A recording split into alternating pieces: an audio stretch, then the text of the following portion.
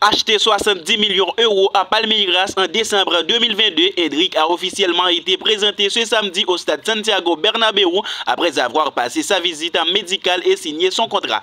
Endrick est désormais un joueur du Real Madrid. Après la présentation en fanfare de Kylian Mbappé, c'est au tour d'Endrick d'être acclamé par le stade Santiago Bernabéu. Dans un stade moins rempli que pour l'attaquant français, Florentino Pérez, le président du Real Madrid, a souhaité la bienvenue au Brésilien qui a pris la parole dans la foulée. « Je n'ai pas les mots pour décrire ce que je ressens », a notamment déclaré Endrick, ému aux larmes tout comme ses parents.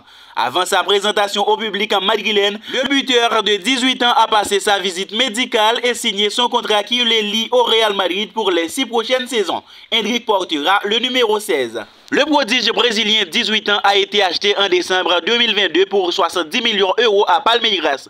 Après 6 mois dans son pays d'origine pour achever la saison, il débarque en Espagne. Entouré d'immenses attentes, voulant marcher dans les traces de Vini Junior, Endrick est devenu en 2 ans le plus jeune buteur de l'histoire du championnat brésilien et le plus jeune joueur convoqué avec la Seleção depuis Ronaldo. Autre information, l'entraîneur du Real Madrid a évoqué la façon dont il comptait intégrer sa nouvelle recrue dans le secteur offensif.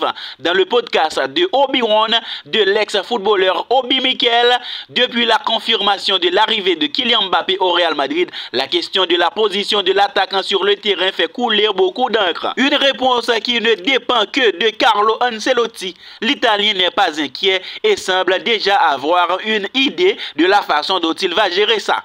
Je le vois jouer devant avec une attaque très ouverte. L'attaque s'étale sur 68 mètres en largeur et nous devons couvrir ces 68 mètres avec les attaquants. L'intégration de Mbappé dans l'équipe ne posera pas de problème. Il faut se souvenir de ce qu'il a dit, qu'il s'adaptera à l'équipe. L'essentiel est que chaque joueur mette son talent et sa qualité au service de l'équipe, a déclaré Ancelotti. À la question de savoir si Mbappé jouerait au poste d'ailier gauche, il a ajouté « Mais si je vous demande où Vinicius a-t-il joué la saison dernière ?»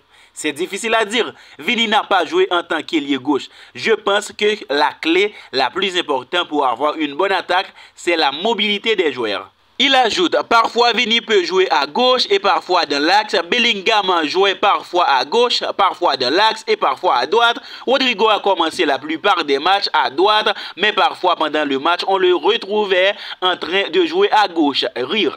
Il est important d'avoir cette mobilité et cette créativité avec le ballon. Je vais donner de la liberté à mes joueurs.